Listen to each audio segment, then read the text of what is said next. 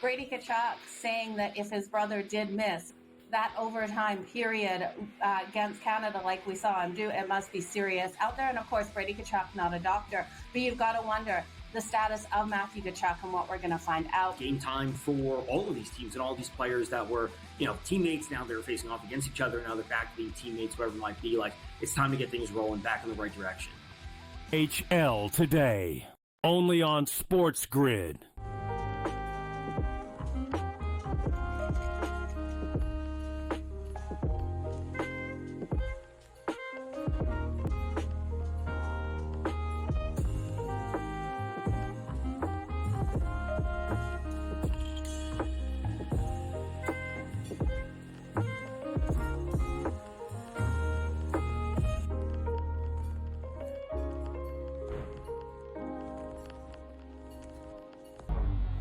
Two guys that can do it all. Too much electricity this morning. This is a good time. We're having a lot of fun. I had to do a triple take. Ka-ching! Why? Because of parity. I didn't mean to offend. Yeah, it's not going to happen. Load management is a dirty word. Let him rip. You know what? Circumstances provide the results. What? How do you do this once? Oh, Donnie, you got such a good show there. A network that is booming. The Early Line, only on SportsGrid.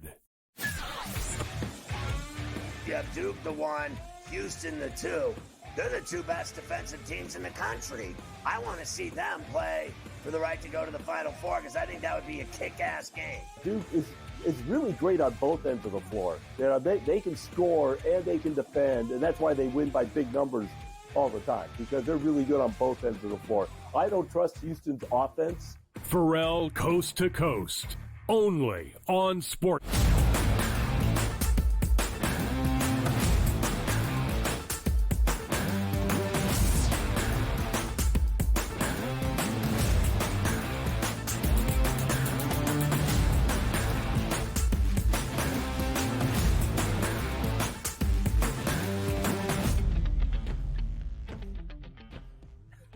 Welcome to hour number 3, our third and final on this Friday, live right here on the Early Line on SportsGrid. He is Donnie, I am Ben. One more hour to go to get you set for your weekend all around the sports landscape. Combine weekend continues in Indianapolis. NBA action on the hardwood on this Friday night, and of course, a huge weekend in college basketball. Our second to last, our penultimate regular season weekend at the high major level. Teams trying to stay on the right side of the bubble, trying to improve that seed line in the big dance, or position themselves for a conference tournament spot in a regular season championship race. Plenty to go through Friday, Saturday, and Sunday in college hoops. DRS should be a great third and final hour.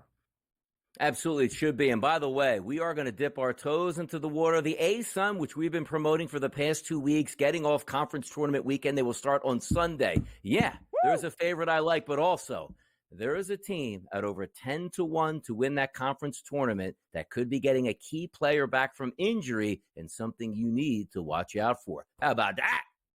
There is a team that Donnie has already profited on the last few days in Lipscomb that will be that number 1 seed in the ASUN Conference tourney. We'll talk all about it in just a little bit. But DRS, we start this third and final hour by hearing from the people. It is the stretch run of this NBA regular season. We have been fully back in the association after the All-Star break for a week now. Last Thursday, everybody got back in play 8 days from that point. Who's the best team in the NBA? A rather simple question that should lead to a much larger conversation. We do that here to start off hour 3 and fade the public.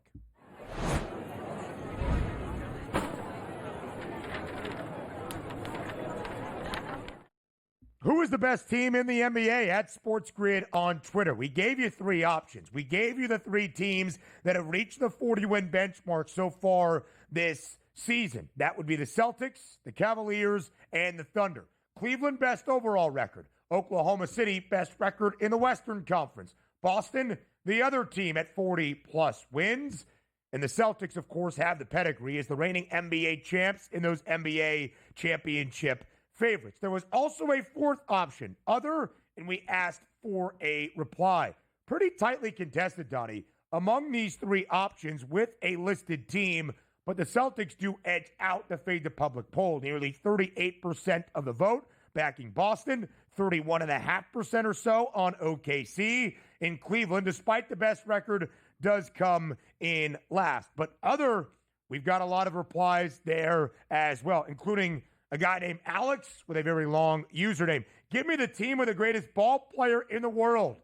That would be the Denver Nuggets. Hollywood Hernandez. The Celtics are just lollygagging until the playoffs, which is kind of funny, Donnie, because we've had that conversation as well.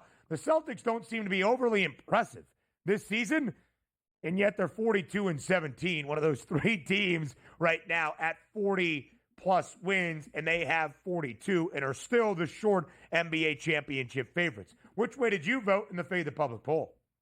Well, let's get a little preamble here at first. Like, there are some people listening right now at 10:05 Eastern that are already in the office right now. There are some people on the West Coast probably making their coffee, getting their day started before they head into the office, which a lot of times is a casual Friday, which means maybe you don't have to wear a suit, you don't have to wear the jacket. You can maybe wear a collared shirt, maybe a nice set of khakis, maybe some nice sneaks into the office. And why are you talking about this? Feels like that's the type of poll we got today. Who was the best team in the NBA? Was our poll on a Friday. Who made this? I need answers. Who made this poll up and who mailed this in for over the weekend at this point? Like, I need this. Come on now. Okay, go ahead. You take it. You want to keep going, you keep going. No, I don't think I need to take it any further at this point. I picked the Cavs because, that's my boys, but who is the best NBA team on? Like, what's next on Monday? Who is the best NFL team when the Eagles already won the Super Bowl? What's next? How hard is this? Wow. I mean, that's kind of slanderous for our guy, Joe Frieso, our producer extraordinaire, who is the brains behind the Fade the Public poll question each and every day. I kind of agree with Frieso. We've got a big game in the NBA tonight, of course, between those top two teams in the Eastern Conference. That would be the Celtics and the Cavs in Beantown, just a 2.5-point spread. We'll talk about that game in just a little bit. The Thunder in action tonight as well. 12.5-point favorite against the Atlanta Hawks. I guess it didn't do it for DRS. Didn't move the needle. No. Donnie was having a great football Friday. Donnie would rather have had who should be the number one overall pick, Cam Ward or Abdul Carter. No, we probably should have put the Academy Awards in there. Like, which one of these movies should win Best Picture? Because if you want to recap again, like I've been doing research, we can recap again in hour number 3. How about that? You have been doing research. That is for sure. Okay, so Donnie wouldn't have wanted number one overall pick because we already did that. Who's going to run the fastest 40-yard dash this weekend at the Combine? Would have been DRS's preferred FTP? Or a who he play for. Or just like a who he play for. Like, give me some of these prospects in the draft to see if I can actually guess, and we'll put them up there of who would be the fastest guy. And I'd be like, I think this guy would win it. And you would say, like, oh, he's not even a real player. So there, I failed the exam. Yeah, but it's a Fade the Public. We would have had to ask the public first and then get your assessment on it. Yeah. And I would have voted, even if I don't even know the players in the game, I'll vote. And I'll put my opinion out there, even though it won't be based on anything. I love opinions. All right, fair enough. DRS can do that. All right, so as we look at the best records right now, again, 3 teams at the 40-win benchmark or more, and we still have a couple of teams trying to hit that. They would need a couple of wins to do so. The Grizzlies, the Knicks, and the Nuggets. The Cavs have the best record at 48-10. They have a game advantage on the Oklahoma City Thunder. Now, the Thunder are the team in the Western Conference component of this. Of course, the Celtics out east along with the Cavaliers. A huge game tonight inside TD Garden. To have the best record right now, minus 130, the Cavs have the best number. Minus 120, though, Oklahoma City, of course, not all that far behind. For the Celtics to catch either team, and they're, as you can see there, 5.5 games behind even Oklahoma City, a full 6 games behind, or 6.5 rather, behind the Cleveland Cavaliers is a 65-1 price. It is interesting, Donnie, when you take that into effect for the playoffs, because we have talked about it at length. There is very little chance the Celtics can catch the Cavaliers for that number 1 seed in the Eastern Conference. If those two teams were to see each other in the Eastern Conference Finals, a potential preview tonight in Boston, the Celtics would not have home floor advantage as they did last year on their way to winning an NBA championship.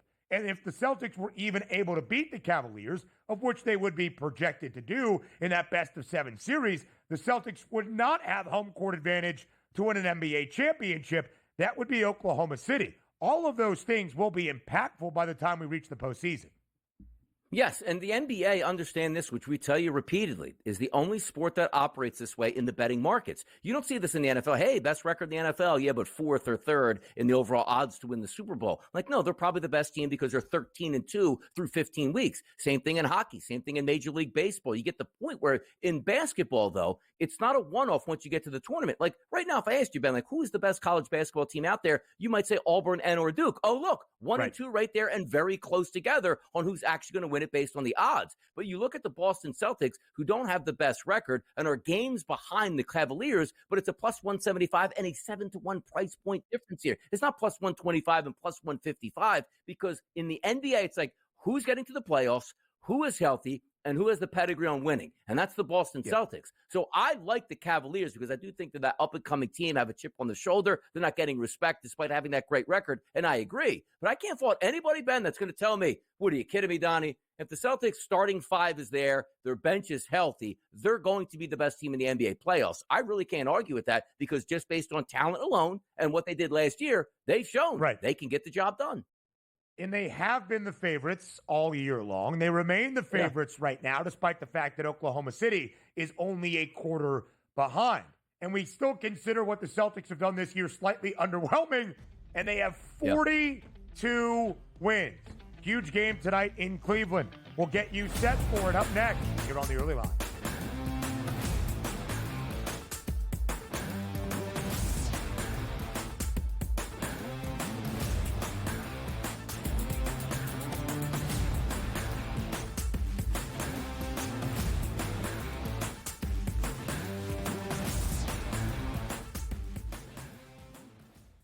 The Eagles got it done. If you back them, you're celebrating. Football season may be over, but the action never stops. Are you ready for some baseball? At SportsGrid, we're always in the game. We bring you 24/7 betting insights, expert picks, and real-time analysis. Next big play is already in motion. Are you ready? It's smarter to be on SportsGrid. Anyone that's been to a sporting event, the atmosphere before a game, I think Game Time Decisions has that same exact atmosphere. This is our arena. This is what we do. There is going to be an energy to Game Time Decisions that you will feel night in and night out. The excitement you get when you lock your bets in, when you're figuring out what you want to do, we can zone in on the biggest games each night. I want this to be the place that people come to before the games start so they feel as ready as possible to lock in their cards. We are going to hit every single one of those markets that you need to know about. We're going to go through every single thing, and I've got a great team behind me that's going to help me get the job done. There is not going to be a better place, I promise you, than Game Time Decisions to get that new information, react to it, and be able to then bet accordingly. We will have everything at our disposal, and we will use that to our advantage. I'm Kevin Walsh. Tune into Game Time Decisions from 6 to 8 p.m. Eastern on SportsGrid. Is that kind of helpful when it comes to preparing for a major? Is that you're just like 1 foot in front of you at this point? Ideally come to a place here at Bay Hill where I've had good success in the past. I've only played it the last 21, 2, 3, and 4. So, but I've played it well, and I really like that we're heading there with where I'm at right now. I think it's going to tell me a lot. The Smiley Show, only on SportsGrid.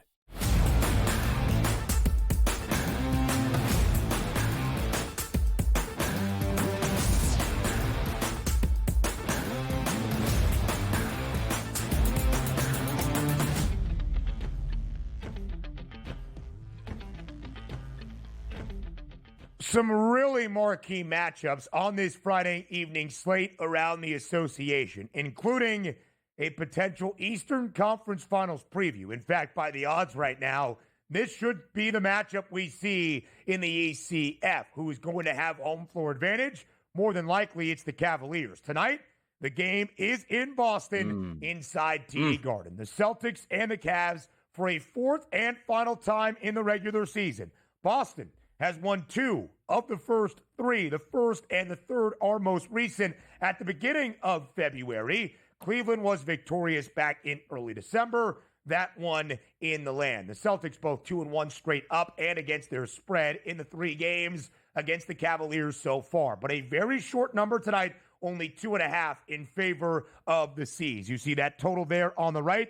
It's 233.5 now on the FanDuel Sportsbook. DRS, a marquee matchup inside TD Garden. What's the play? I love it. I love this game. It's fantastic. You know I love myself some Cleveland Cavaliers. But since there is Oscar Sunday here that we're having, let's go back to another film called The Bronx Tale, where it feels like to me where the bikers come into the bar as the Cleveland Cavaliers, mess around a little bit too much. They lock the doors and tell them, now you can't leave at this point. I think this is a Celtics night tonight to understand where we're going to be meeting in the playoffs. We know that.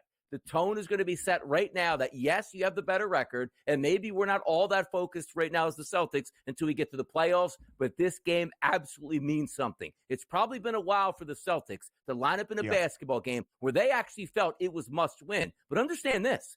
The FanDuel Sportsbook here in New Jersey opened this line at -3.5 towards the Celtics. It now sits live at 2.5. So the public is buying into Cleveland. And there's been no bigger Cleveland backer than me on this show repeatedly backing this out. I like him in this spot. This line speaks to me. And even though this line is actually speaking to me as a stone cold Cavaliers line, I think the spot is right for the Celtics. And as I said before, in a regular season where a team won the championship the year before, there's not many big games in the regular season. They're waiting for the playoffs. I think this is one night on a Friday in Boston that Boston has the full attention on an opponent, and that's the Cleveland Cavaliers. Should be a great game, but I'm laying the 2.5 with the Celtics tonight.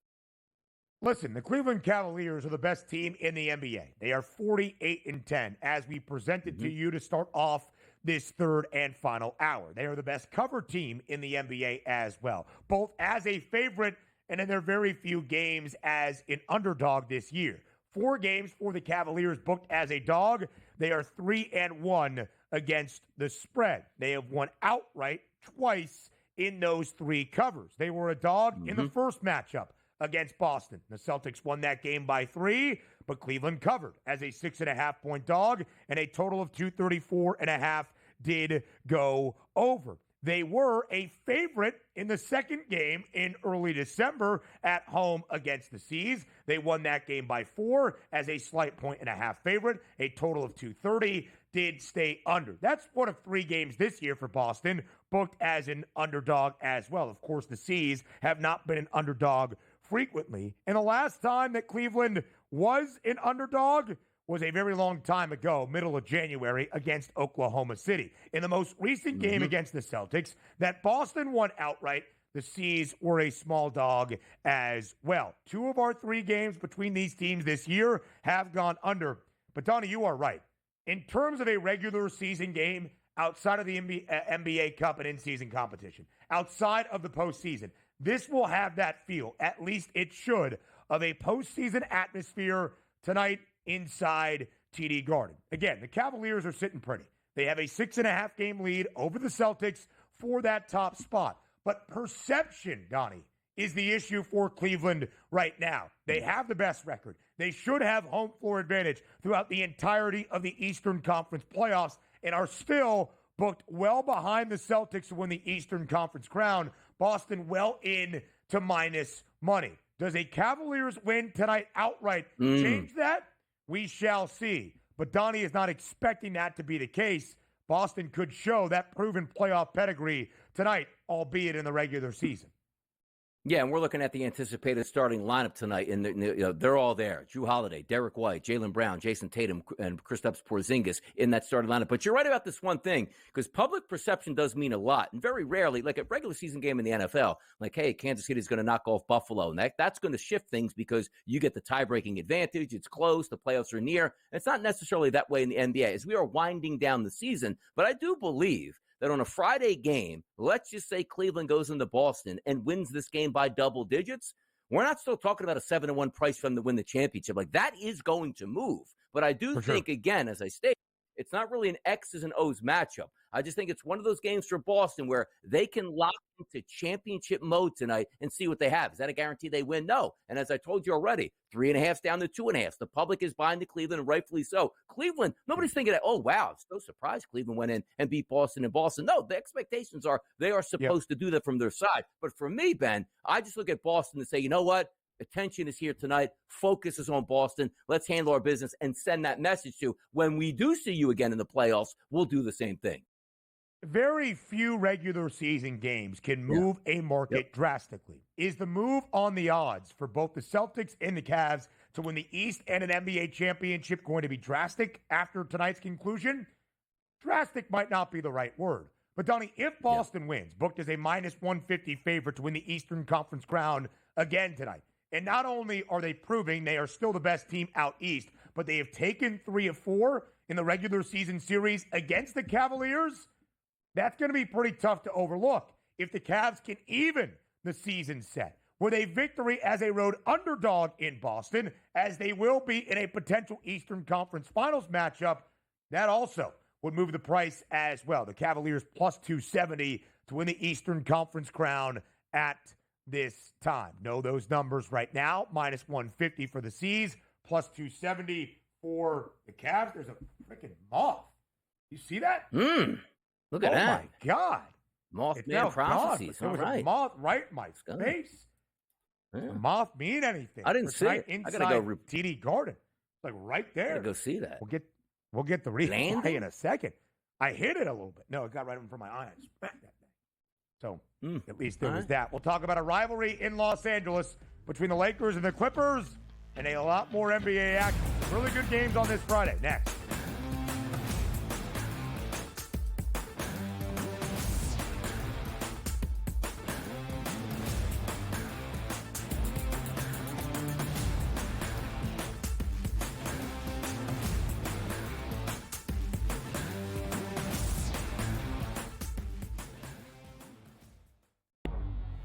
Two guys that can do it all. Too much electricity this morning. This is a good time. We're having a lot of fun. I had to do a triple take. Ka-ching!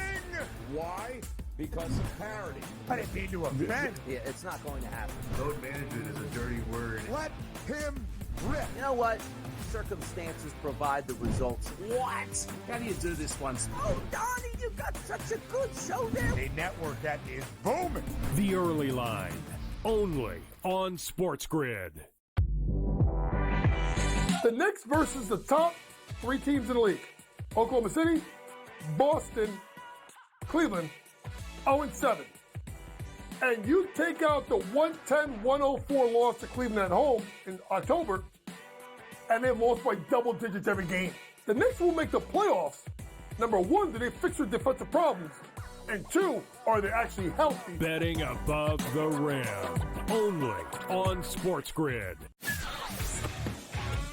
You have Duke the 1, Houston the 2. They're the 2 best defensive teams in the country. I want to see them play for the right to go to the Final Four because I think that would be a kick-ass game. Duke is really great on both ends of the floor. They can score and they can defend, and that's why they win by big numbers all the time, because they're really good on both ends of the floor. I don't trust Houston's offense. Pharrell coast to coast, only on SportsGrid. The Eagles got it done. If you back them, you're celebrating. Football season may be over, but the action never stops. Are you ready for some baseball? At SportsGrid, we're always in the game. We bring you 24/7 betting insights, expert picks, and real-time analysis. Next big play is already in motion. Are you ready? It's smarter to be on SportsGrid.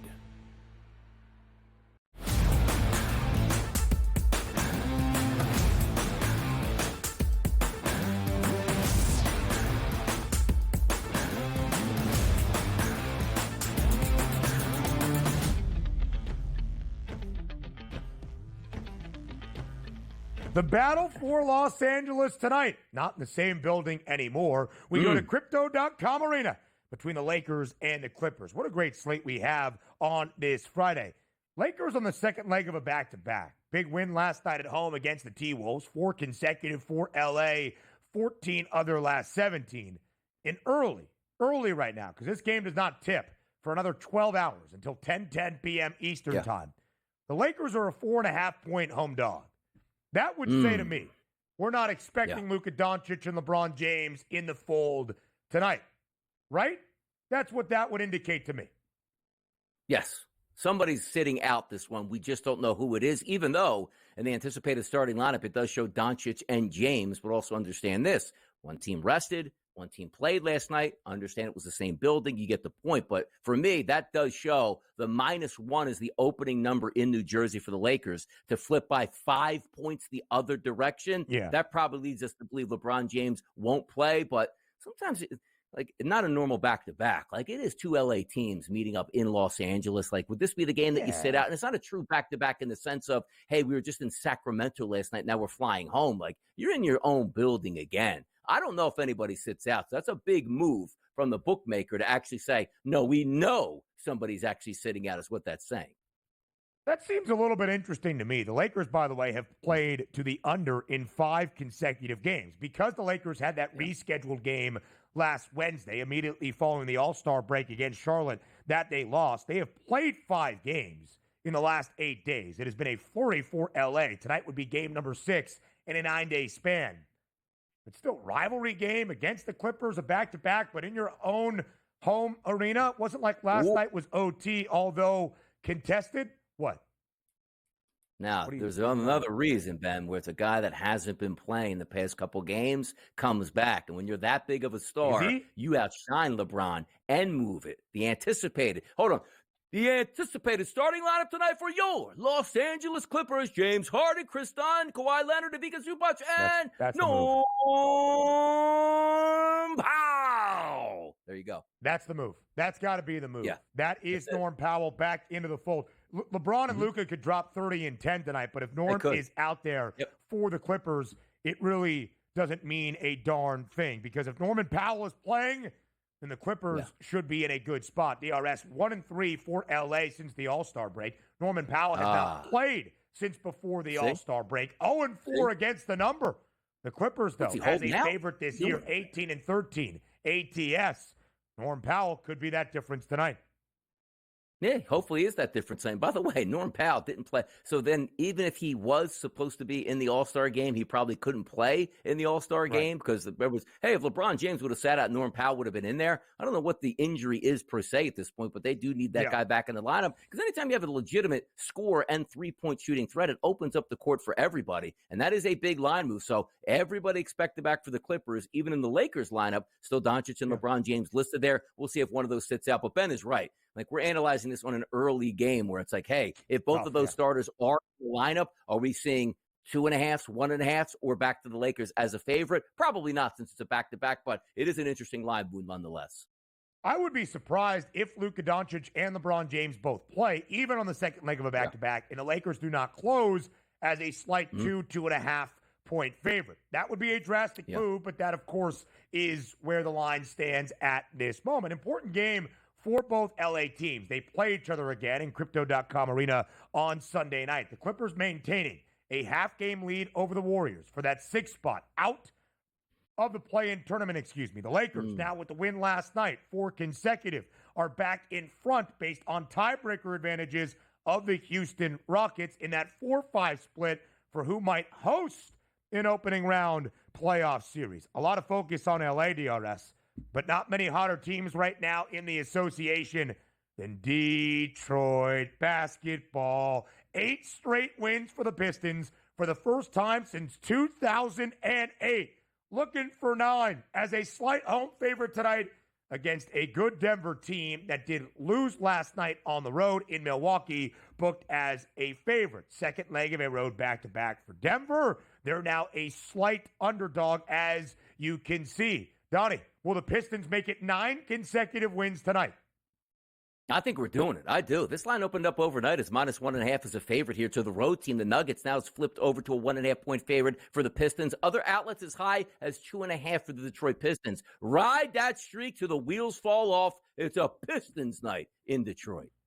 We'll continue breaking down the 10-game NBA slate on this Friday and a little bit of college basketball as well. All of that next here on the Early Line.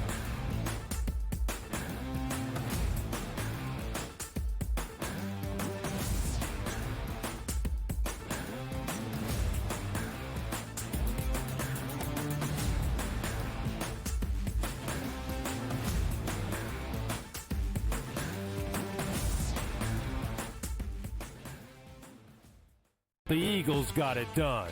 If you back them, you're celebrating. Football season may be over, but the action never stops. Are you ready for some baseball? At SportsGrid, we're always in the game. We bring you 24/7 betting insights, expert picks, and real-time analysis. Next big play is already in motion. Are you ready? It's smarter to be on SportsGrid. Anyone that's been to a sporting event, the atmosphere before a game, I think Game Time Decisions has that same exact atmosphere. This is our arena. This is what we do. There is going to be an energy to Game Time Decisions that you will feel night in and night out. The excitement you get when you lock your bets in, when you're figuring out what you want to do, we can zone in on the biggest games each night. I want this to be the place that people come to before the games start so they feel as ready as possible to lock in their cards. We are going to hit every single one of those markets that you need to know about. We're going to go through every single thing, and I've got a great team behind me that's going to help me get the job done. There is not going to be a better place, I promise you, than Game Time Decisions to get that new information, react to it, and be able to then bet accordingly. We will have everything at our disposal, and we will use that to our advantage. I'm Kevin Walsh. Tune into Game Time Decisions from 6 to 8 p.m. Eastern on SportsGrid. The two guys that can do it all. Too much electricity this morning. This is a good time. We're having a lot of fun. I had to do a triple take. Ka-ching! Why? Because of parity. I didn't mean to offend. Yeah, it's not going to happen. Load management is a dirty word. Let him rip. You know what? Circumstances provide the results. What? How do you do this once? Oh, Donnie, you got such a good show there. A network that is booming. The Early Line, only on SportsGrid.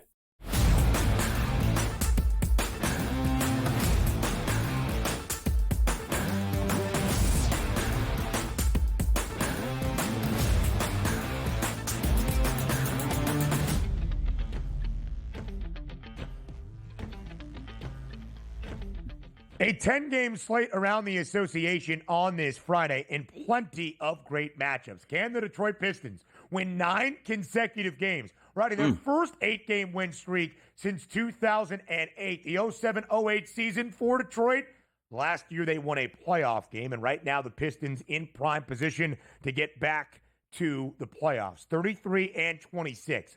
5-game lead now over Orlando for that 6-7 split on the right side of the play-in tournament bubble, meaning you don't have to deal with the play-in tourney. That would be Detroit by 5 games. Would be a lot to make up for Orlando and for Detroit to fall out of before the end of this regular season. Now let's head to Memphis. A Memphis matchup tonight between the Grizz and the New York Knicks. 4-point spread in favor of the Grizzlies at home, 244.5. Now, New York, as we know, Donnie, 0-7 straight up against the 3 NBA clubs that have won at least 40 games this year. The Cavs and the Celtics out east, the Oklahoma City Thunder out west. Memphis, second best record in the Western Conference, but only 38 wins. Same amount for the New York Knicks. Does that benefit the Knickerbockers on the road tonight? Yeah, tonight's the night. Knicks get it done. I think they can win this basketball game. You see that line at -3.5. It's actually a little bit higher. It's -4 right now currently at the FanDuel Sportsbook. Nobody else across there having higher than that. Some 3.5s are still out there. You look at that total. It is high. Why? Because the Knicks are a high-scoring team in Memphis. Take this back a couple of years. Like, what are you kidding me? 244.5. That's like 2 games between these two teams. Not anymore under Tibbs, but also understand the Knicks did beat the Philadelphia 76ers at the Garden, which everybody beats the Sixers. But in that game, they did hold out Karl Anthony Towns, get him rested. He should be back in the lineup tonight. So Brunson, Bridges, Hart, Anunoby, and Karl Anthony Towns there. It's going to be a great basketball game. But tonight is the night where the Knicks finally show up against a quality opponent on the road with the ability to win that game outright. I won't take it money line. I'll take the 4, and I'll watch it play out.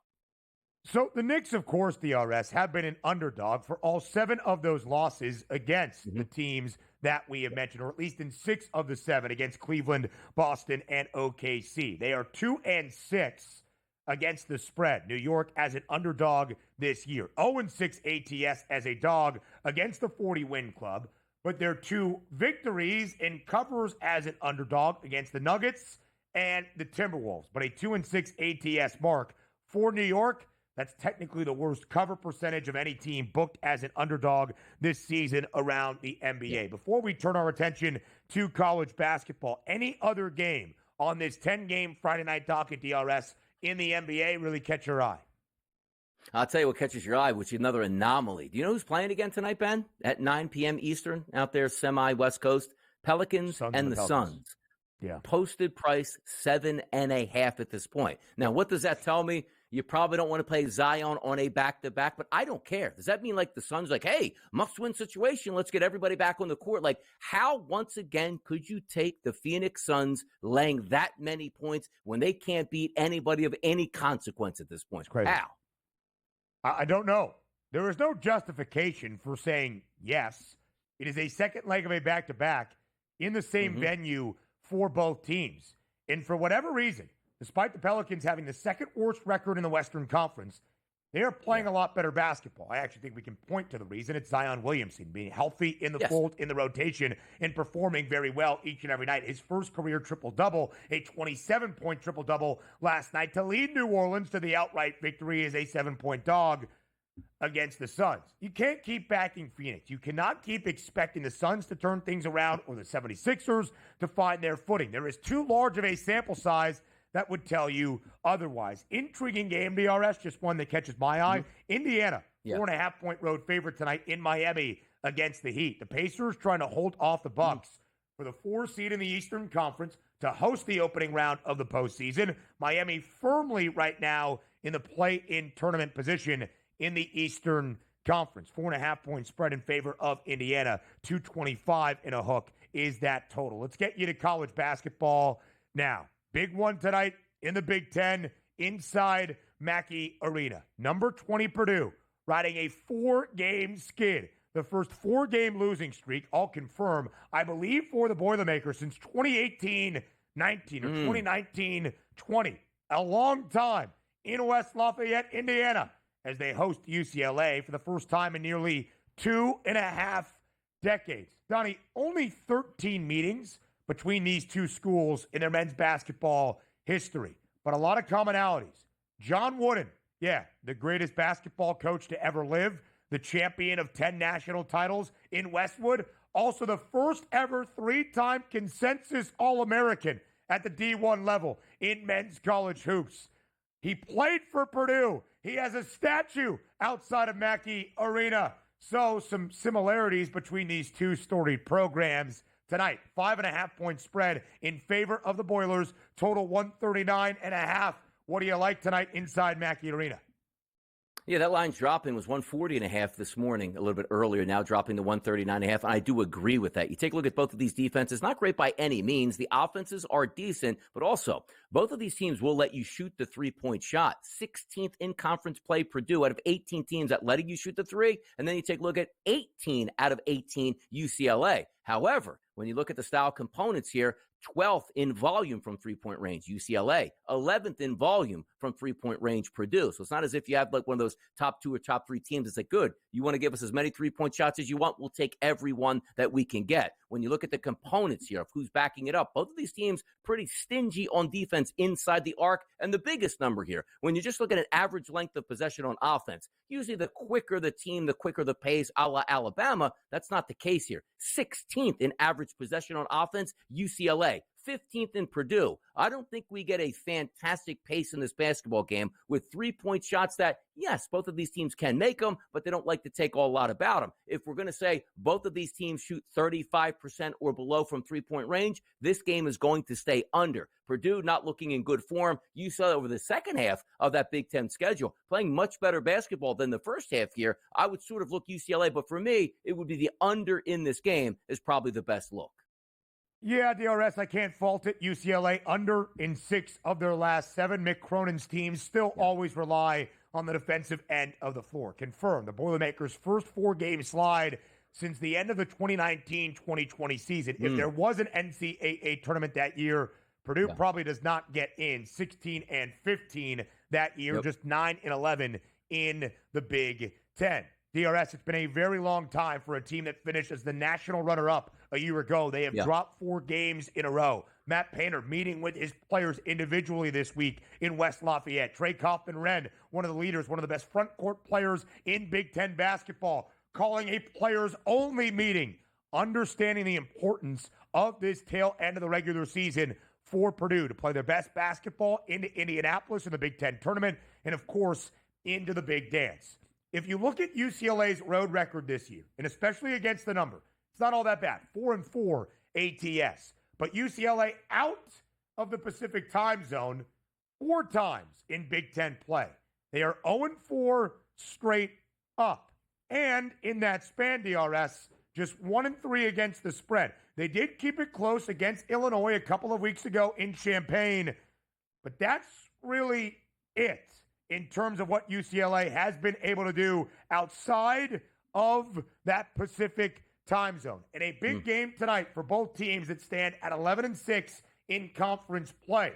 Maryland also 11-6 after the heartbreaking defeat against Michigan State earlier this week in College Park. Those 3 teams tied right now, Donnie, for what would be the 4th spot in the Big Ten standings.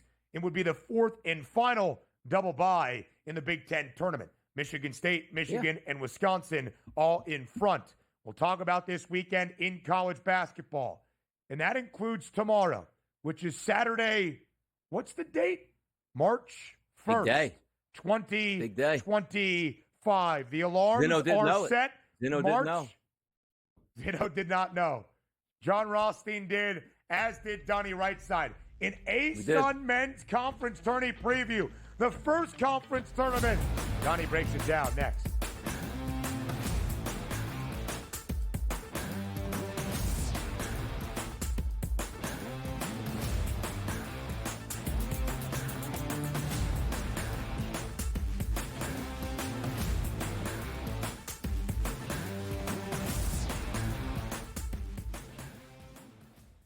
Anyone that's been to a sporting event, the atmosphere before a game, I think Game Time Decisions has that same exact atmosphere. This is our arena.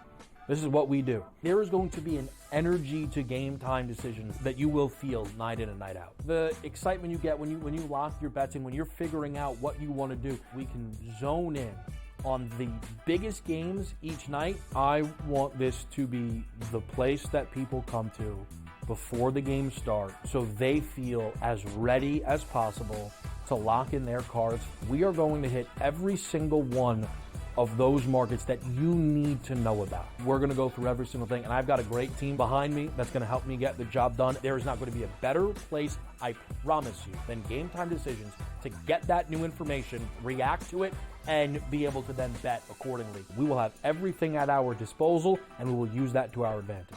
I'm Kevin Walsh. Tune into Game Time Decisions from 6 to 8 p.m. Eastern on SportsGrid.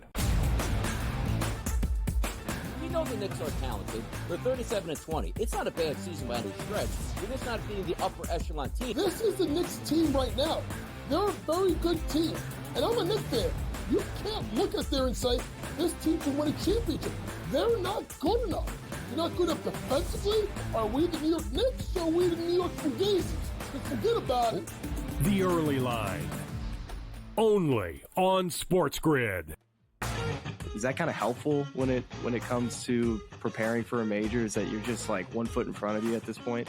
Ideally come to a place here at Bay Hill where I've had good success in the past. I've only played it the last 21, 2, 3, and 4.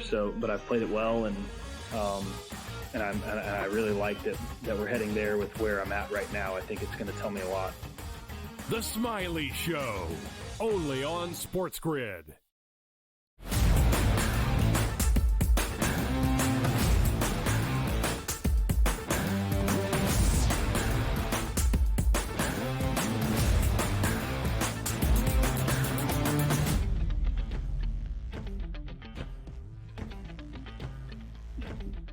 Tomorrow is March. This is the final day of February, March Eve, which only intensifies the chaos and madness in college basketball, although we have seen our fair share throughout this week. Donnie, let's break down the first conference tournament at the mid-major level, at the D1 level in men's college basketball. Set to begin on Sunday. That would be in the Atlantic Sun. The A-Sun Conference tourney bracket is out. 12 teams in this league. Only 10 qualify for the conference tournament. And our two top seeds, that would be Lipscomb and North Alabama, have the opening round bye.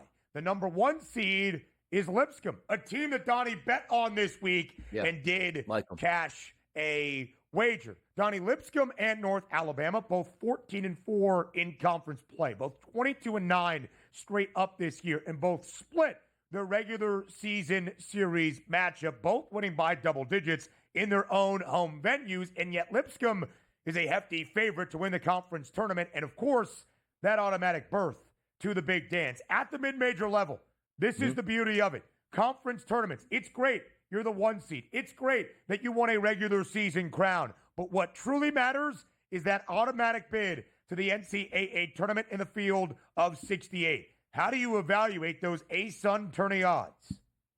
You take a look at the A-Sun tourney odds and you start with Lipscomb. They are the best team in conference play. You just look at their ratings here. Number 1 on offense and number 2 on defense, do everything well. But the one thing that sometimes can get you in trouble, not saying that it will, the slowest tempo team, Ben, in the A-Sun. So limited possessions doesn't mean you're running teams out of the gym with multiple, like, hey, we're down 6 late. We're going to run our offense and see how it gets through. They should win it. But there are some other teams that you want to take a look at, particularly with Jacksonville. Because how do you win these things, Ben? Typically in a gym that is not yours, right? You want to play great defense. We know it's number 1 in defensive efficiency in conference play. It is Jacksonville. But also understand this. They're not a great offensive team. With their efficiency, 8 out of 12. So, Donnie, I can't trust that. But you know what they're the best at doing in conference play? Percentage-wise from three-point range. So you're going to give me a team that plays great defense and shoots the lights out from three-point range, you're always going to have a chance. Now, sometimes you want to take a look at those extracurriculars here, Ben, that I talk about. It's like, well, how could they have an advantage? You take a look at the final 6 games of the season for Jacksonville. They lost 4 of those games, which included, 3 games, which were in a row. North Alabama, Florida Gulf Coast, and North Florida, before beating Eastern Kentucky and Stetson on the way out. So you say to yourself, one of the best players in conference play is Robert McCray. He's healthy. He'll be there, which is great. But you take a look at a big 6'9", Stephon Payne, who's missed 6 straight games as one of those bigs that can block shots and rebounds. There's no guarantee that he's going to play in this tournament, but with missing those 5 to 6 games, he was shown last week getting a little bit better at practice, still wearing a boot, but there's the appearance that he can play. I'm not saying they can win this tournament, but if we're taking a look at the price point being minus 155 of Lipscomb, they should win it. How about a 14-1 price on a really good basketball team that might get a key cog back for this tournament sooner than later, hopefully? That's the way I look at it here. But Lipscomb is the best team, but there's a couple teams that can challenge, and maybe it's Jacksonville that can do that.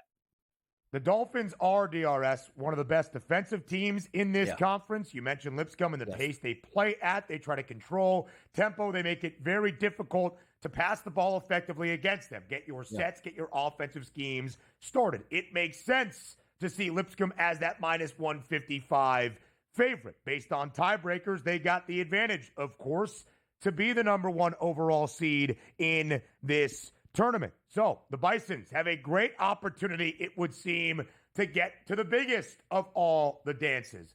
But I saw this stat from our guy, John Rothstein, yesterday. Just a reminder, 32 conference tournaments, including those at the high major level. Only 12 of the 32 a season ago were won by the team that won the regular season conference crown. And at the mid-major level, that means everything. At the high major level, if you have a spoiler in a conference tourney, that means a bid stealer, which would make the bubble harder to come by. In those at-large berths, harder to come by as well. It is the beauty of this time of year. Donnie, the round of 64 Thursday and Friday, to me, the greatest days on the sporting calendar. I still stand by that always. But there are some, and I think it is hard to argue, during conference tournament week, whether at the mid-major level with the addition of regular season matchups coming to a close at the high major level, or during high major conference tournament week, that would argue the chaos you see because of all of the stakes involved is as good as you would see in the NCAA tournament, and if it trails, only by a very slim margin.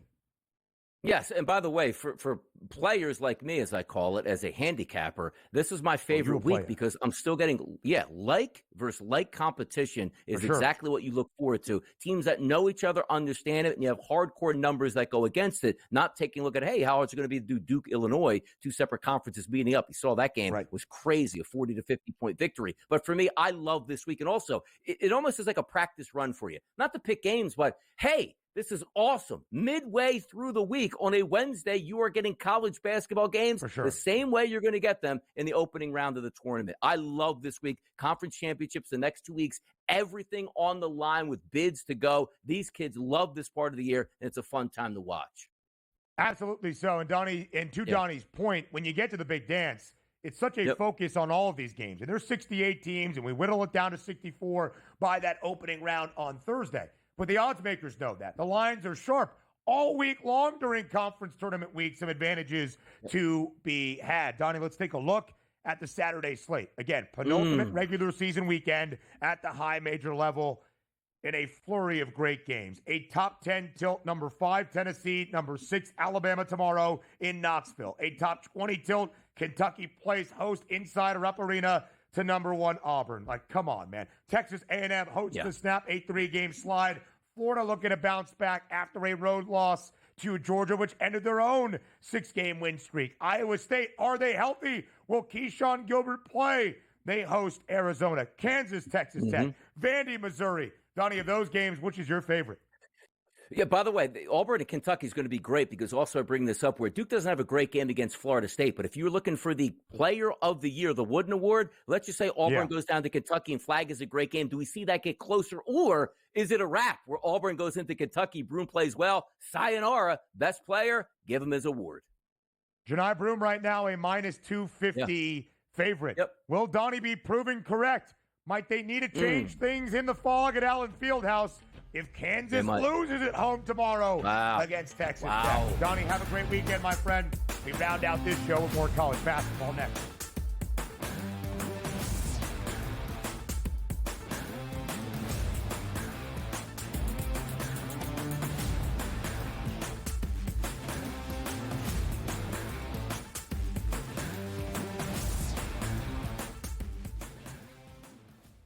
The Eagles got it done.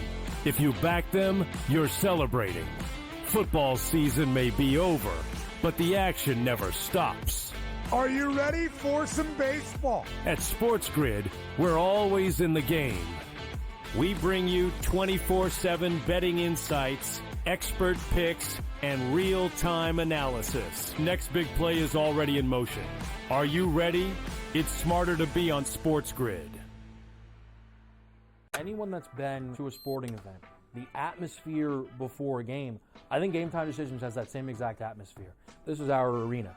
This is what we do. There is going to be an energy to Game Time Decisions that you will feel night in and night out. The excitement you get when you lock your bets in, when you're figuring out what you want to do, we can zone in on the biggest games each night. I want this to be the place that people come to before the game starts so they feel as ready as possible to lock in their cards. We are going to hit every single one of those markets that you need to know about. We're going to go through every single thing, and I've got a great team behind me that's going to help me get the job done. There is not going to be a better place, I promise you, than Game Time Decisions to get that new information, react to it, and be able to then bet accordingly. We will have everything at our disposal, and we will use that to our advantage.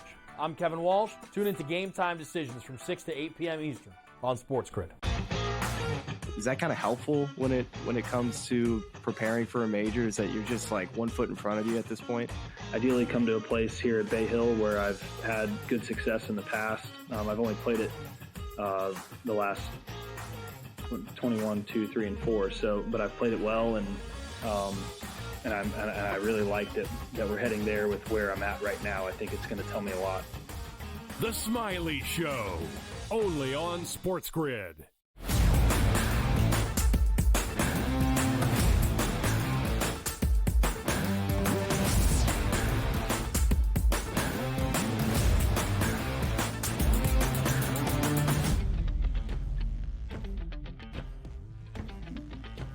Live right here on the early line on SportsGrid. Again, what a weekend ahead in college basketball. It is the eve of March. It is the final day of February. Great games on this Friday. A lot at stake as everybody in the Sun Belt is playing, by the way. James Madison trying to get back to the tournament, trying to win the Sun Belt tournament for a second consecutive year, holding on to a narrow lead for the top spot in the conference standings. Big one for JMU tonight as well. As we go through Saturday once again, of course, you look at the slate, so much SEC action available. Vandy, a huge quad one opportunity at home against Missouri after the road win earlier this week in College Station against Texas A&M.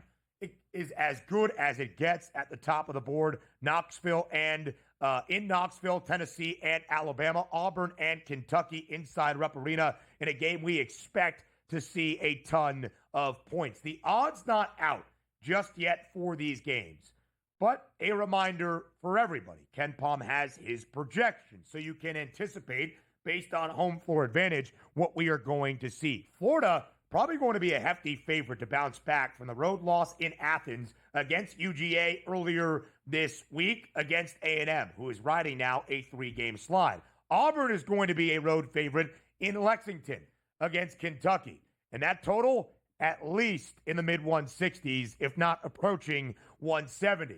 You have one of the best offensive teams in the country in Alabama against one of the best defensive teams in the country in Tennessee. What wins out tomorrow in Knoxville? That game, 4 p.m. Eastern time. And again, both Missouri and Vandy hoping to add up a quad one victory in that final game there. Keep an eye on the availability report for Texas Tech. Is Chance McMillan back in the fold?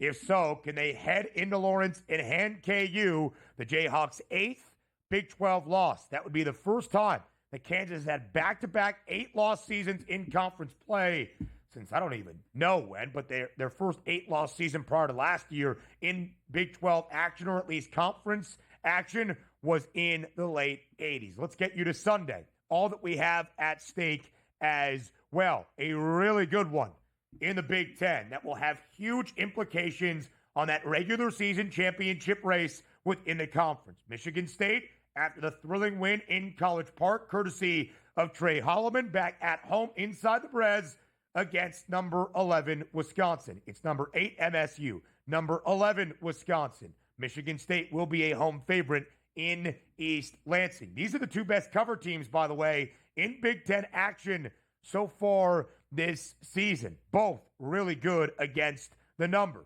Michigan looks to stay in the Big Ten title race, currently tied with Michigan State, at least record-wise, 14-3 atop the Big Ten. The Wolverines have been winning some very close affairs. 9 consecutive victories by 4 points or fewer.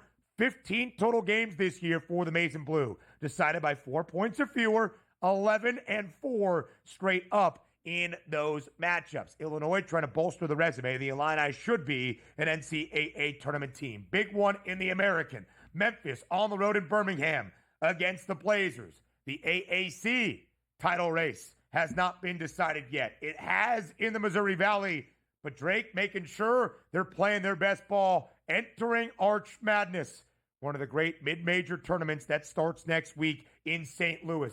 We told you yesterday about a huge game within Conference USA. Liberty got the job done against Jacksonville State. Now, the Gamecocks did cover as a 7.5-point road underdog against the Flames, but Liberty gets a 4-point win. Liberty now a half-game lead for that top spot in the regular season crown in CUSA. If they win out, they're good. They take on the Owls of Kennesaw State on Sunday afternoon. And not exactly a barn burner in the Big 12 at the bottom of your list. Kansas State and Colorado. Again, a couple of the stakes available. In the SEC, Auburn, 2-game lead over Alabama. Those rivals end the year against each other to end out the regular season next weekend. Again, just a 2-game lead for the Tigers, and they're a road favorite tomorrow in Lexington. Alabama likely a road underdog against Tennessee in Knoxville. But Alabama, 4 outright wins as a dog this year. Florida, 3 games behind Auburn. In the ACC, Duke still a minus 750 favorite, but Clemson and Louisville not all that far behind. We told you the stakes for Big Ten action this weekend as well. Houston already has claimed at least a share of their second consecutive Big 12 regular season championship. It is March tomorrow. Have a wonderful weekend. We'll talk to you on Monday, live right here on the Early Line at 8 a.m. Eastern.